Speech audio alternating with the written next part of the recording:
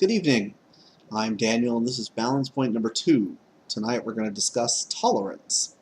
Now, I'm going to step into the realm of politics tonight for the first time.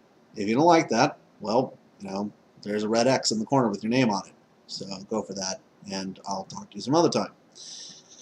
I still think this issue has context for merely the personal, and you might learn something anyway, but if you're like super conservative, then you're probably not going to like what I'm going to say, but I do hope you listen to it anyway.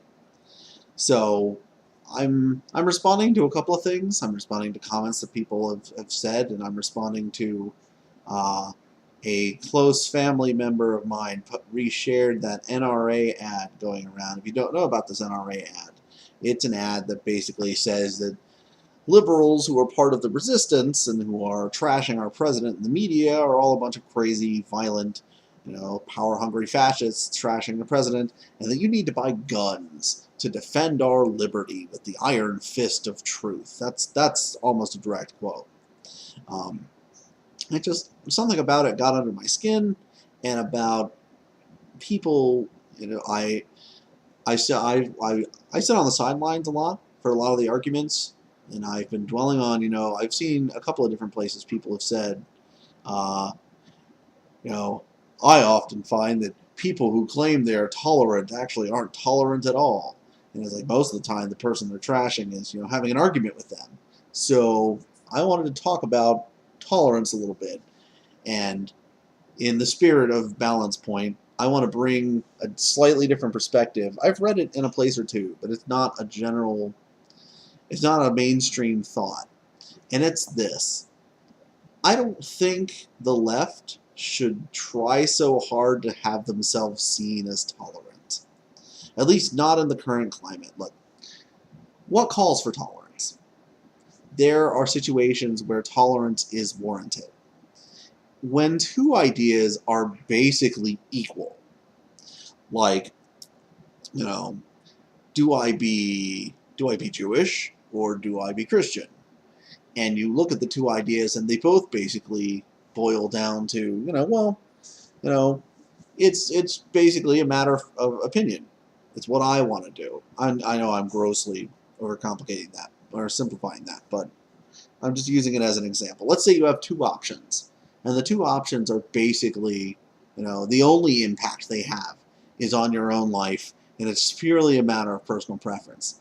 Then we have tolerance. If two people were representing those two perspectives, and it's merely a matter of opinion, you parse between the two, and you pick the one that works best for you. If you're having an argument with, let's say, your spouse over something, if you've had a miscommunication, and the two of you are trying to reach common ground, that's a situation that calls for tolerance. It calls for you to be open-minded to what your spouse is thinking and feeling, and being understanding of their perspective, because they deserve that respect, they deserve that trust, and really what they're doing isn't wrong or bad. It's just, it's different than what you would prefer, or you've had some communication issue, and those are situations that call for tolerance and understanding. And those are good things to have. And, testing generally shows that liberals tend to have more empathy and open-mindedness than conservatives. So, I can see where that's kind of an issue. But, when it is not okay to be tolerant is, let's say your spouse is abusive, and you're arguing about whether your spouse should be abusive. This is no longer a time for you to be understanding of your spouse's perspective. They are hurting you. They are doing harm to you. Or, say, you confront your neighbor who is being abusive to their spouse. It is not a matter of perspective. Somebody else is being hurt by this. They are doing physical and emotional harm to someone you know. It is no longer time to be tolerant. It is time to be angry, and it is time to push back. They are wrong. Wherever they come from, whyever they're doing what they're doing, what they are doing is wrong. And tolerance is not the right response. I don't care why they're doing it. What they're doing is wrong. Maybe you can go try to understand them and help them with what they're doing once they stop doing it. That is the proper time, is after they've stopped doing it. And, you know, for those who don't care about the politics, this is a good place for you to stop. That's a life lesson right there. If somebody is hurting you, or somebody is hurting someone you love, do not be tolerant. Call them out. Have the fight. You need to stand up in that situation. Bam, personal life lesson. Today I'm thinking about that in terms of politics, because the left is responding not to a difference in ideology. There was a point somewhere at which this was a matter of ideology. Like, an ideological argument is this. Let's talk about healthcare. An ideological argument is liberals and conservatives both think people having healthcare is good. And then they argue about how and why it should be done. That's an ideological argument, And let's have that argument. Let's have that discussion and try to understand where the other people are coming from.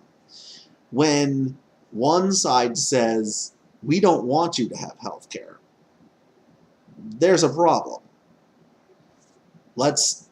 Maybe that's a bad example. Let's use a different example. Oh, I don't know. Black people shouldn't be shot by police officers. That's one. That's an easy one.